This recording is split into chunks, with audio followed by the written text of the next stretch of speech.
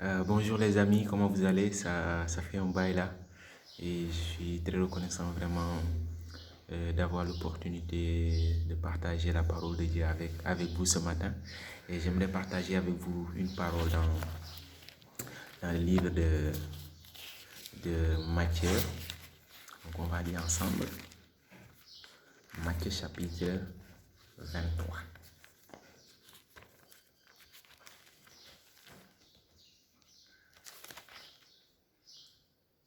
Donc ici, la parole de Dieu dit, d'abord c'est Jésus qui est en train de s'adresser aux scribes et aux pharisiens. Il dit, malheur à vous, scribes et pharisiens, hypocrites, parce que vous fermez aux hommes le royaume des cieux. Vous n'y entrez pas vous-même et vous n'y laissez pas entrer ceux qui veulent entrer.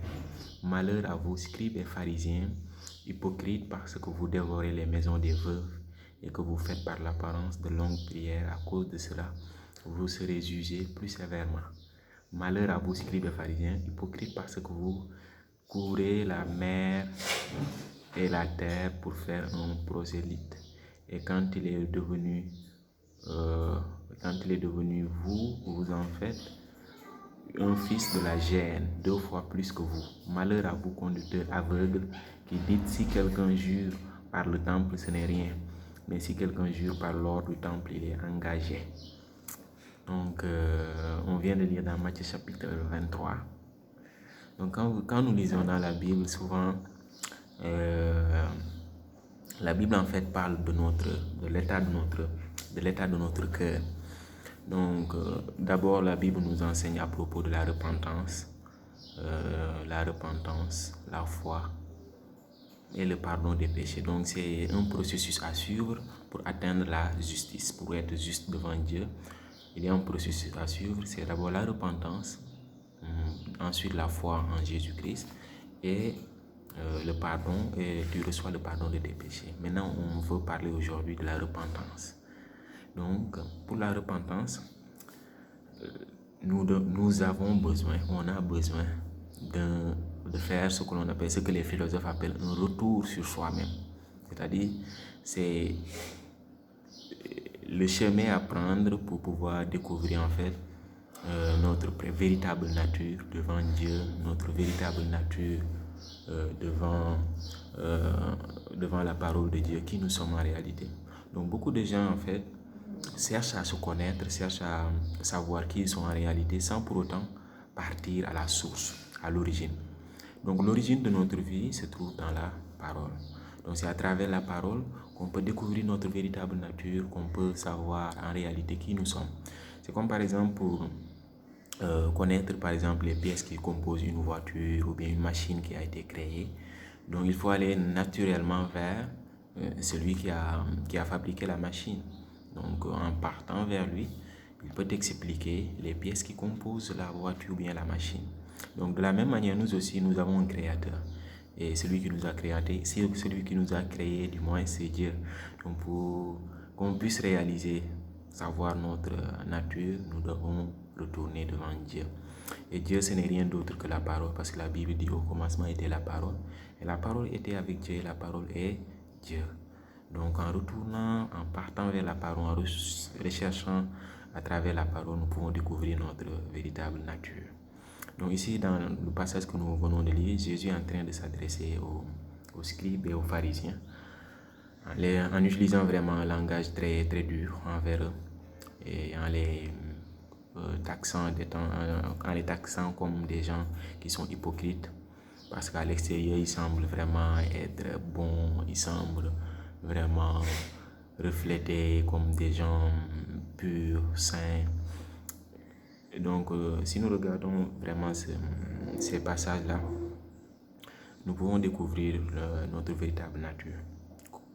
Parce que beaucoup de gens, en fait, nous tous, nous avons tendance à vraiment, je sais pas, on a tendance, tous les humains, en fait, ils ont tendance on veut se comporter bien, on veut refléter vraiment que nous sommes de bonnes personnes, que nous pouvons servir les autres, que nous sommes vraiment intelligents, que vraiment on est des gens pieux, on peut servir Dieu, obéir aux commandements de Dieu. Donc à l'extérieur, notre apparence, c'est ce que ça reflète. Mais la parole de Dieu dit que Dieu, lui, il ne regarde pas l'apparence. Donc, bien vrai que tu peux te comporter bien, tu peux porter de beaux habits, tu peux vraiment te peigner la tête, faire des choses extravagantes, faire beaucoup de choses, mais Dieu, il ne s'intéresse pas à ça. Dieu, il s'intéresse à notre cœur.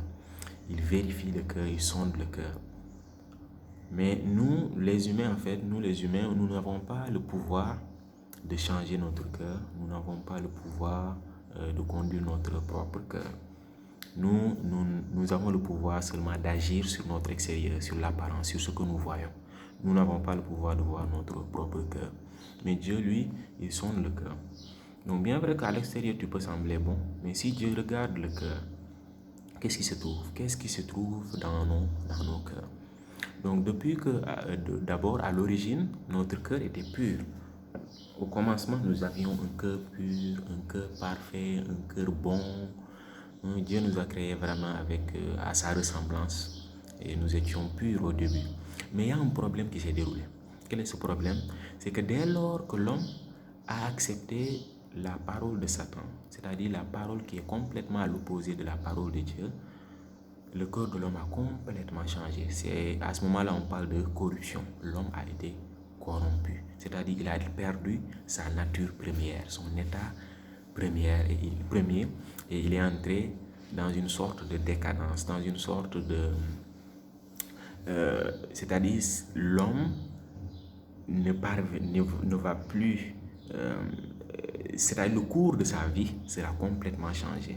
Les actions naturellement qu'il devait entreprendre seront complètement modifiées et il va commencer à entreprendre des actions qui sont complètement différentes de la nature première qu'il avait, c'est-à-dire cette nature pure. Normalement, si nous étions purs, nous allions avant, comme on était pur, donc nous, naturellement, on devait poser des actes qui répondent en fonction de cette pureté que nous avons. Mais dès lors que nous avons perdu cette pureté-là en acceptant la parole de Satan, maintenant, c'est quelle nature nous avons reçu? Nous avons reçu la nature pécheresse. Donc toutes les actions qui vont découler de cette nature pécheresse seront à l'encontre de Dieu et ne pourront pas satisfaire Dieu. Mais beaucoup de gens n'ignorent pas, et beaucoup de gens ignorent cela. À cause de cela, maintenant, comme tout ce qui va découler de notre cœur qui a été corrompu sera mauvais, sera d'une nature pécheresse aux yeux de Dieu, donc tout ce qui va provenir de nous, tout, quelles que soient les actions qui vont provenir de nous, ne peuvent pas plaire à Dieu. Pourquoi? Parce que notre cœur a été corrompu. Donc, dans le péché, beaucoup de gens pensent que le péché c'est quoi? C'est seulement les mauvais actes. Dès lors que j'ai tué, dès lors que j'ai haï, dès lors que j'ai la jalousie, j'ai la haine, j'ai la colère, ça c'est un péché. Mais aux yeux de Dieu, non. Ce n'est pas seulement les mauvaises choses qui représentent un péché. Même les bonnes choses que nous pensons faire, même les bonnes actions que nous sommes en train d'entreprendre aux yeux de Dieu, bonnes actions, mauvaises actions, tout cela représente quoi? Le péché. Donc, toutes ces actions que nous allons entreprendre représentent le péché. Parce que l'homme aussi, il a mangé quel fruit? Il a mangé le fruit de la connaissance du bien et du mal. Donc, dans le péché, il y a quoi? Le bien et le mal que nous pensons faire. Donc, ce n'est pas seulement le mal, c'est le bien et le mal. Donc, dans le péché, toutes ces choses-là s'y trouvent. Donc, c'est comme si, par exemple, si je me compare cela, par exemple, je prends une bassine d'eau. Imaginons j'ai pris une bassine d'eau, mais j'ai mis dedans une goutte de poison. Est-ce que ça sera potable? Est-ce que vous allez accepter de boire à l'aise cette eau-là? Non. Pourquoi? Parce que cette eau-là est déjà empoisonnée. Il n'est plus potable, ce n'est plus buvable, n'est-ce pas? Donc de la même manière aussi, quand nous entreprenons des actions, les gens pensent que si je jeûne, si je confesse mes péchés, si je prie, si je demande sincèrement à Dieu, si je lis la Bible, moi si je prie sincèrement, si je donne l'aumône aux pauvres, si j'aide mon prochain, Dieu sera content. Mais, bien vrai que toi tu penses que Dieu sera content, mais aux yeux de Dieu, quand Dieu il va regarder cela, à ses yeux, toutes ces actions-là se représentent quoi? Le péché.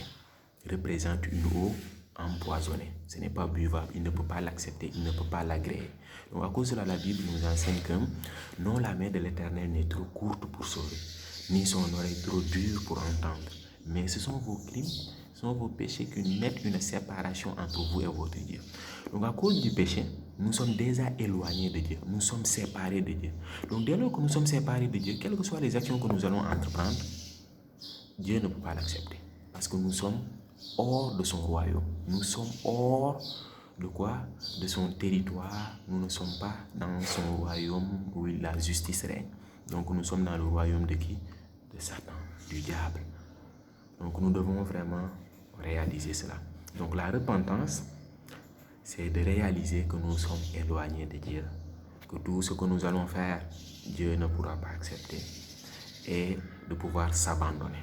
Donc celui qui réalise que moi je ne peux pas, toutes mes actions sont souillées, toutes mes actions ne sont pas bonnes, donc il ne pourra plus mettre en espoir en lui-même. Donc il va attendre quoi? Un sauveur. Donc à cause de cela, la Bible nous enseigne d'abord la repentance, en plus quoi? La foi en Jésus-Christ et le pardon des péchés. Donc la repentance, reconnaître que vraiment 100% ça ne marche pas. Et deuxièmement, chercher l'aide, le sauveur du monde qui va venir pour travailler pour nous. Donc c'est ça, les étapes que la Bible nous enseigne. Donc aujourd'hui, on va s'arrêter ici. Donc comme on vient de lire, Jésus qui était en train de parler aux scribes et aux pharisiens, mais il n'est pas en train de parler seulement aux scribes et aux pharisiens, il s'adresse à nous-mêmes.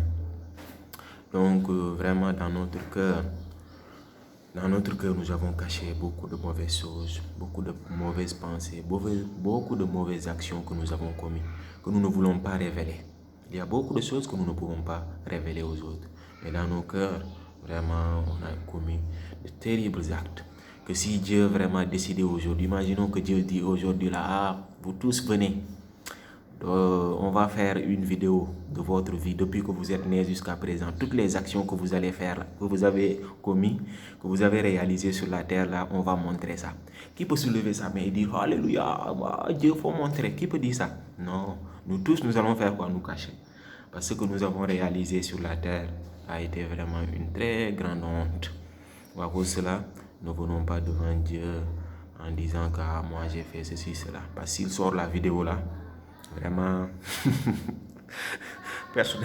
personnellement, moi, vraiment, si Dieu sort la vidéo là, ça sera terrible. Ça sera terrible. J'ai commis vraiment des...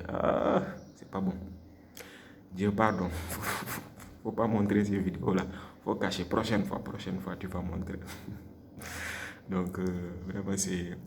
La personne qui réalise cela, il peut venir avec humilité. Parce que Dieu dit que la sagesse commence par la crainte. Donc, qui peut avoir la crainte devant Dieu? Qui peut avoir la crainte? Ce n'est pas celui qui fait bien. Celui qui fait bien, il n'a pas crainte. Il n'a pas la crainte dans son cœur. Il n'a pas peur dans son cœur. Il veut se montrer à manger. Quand je suis sur la terre, j'ai fait ceci, cela. Mais la personne qui réalise que, moi vraiment, j'étais terrible, j'ai pas bien fait, il peut avoir la crainte dans son cœur. Pourquoi les voleurs se réveillent à 3h du matin, 4h du matin pour aller voler? Parce qu'ils savent que ce qu'ils sont en train de faire, c'est pas bon.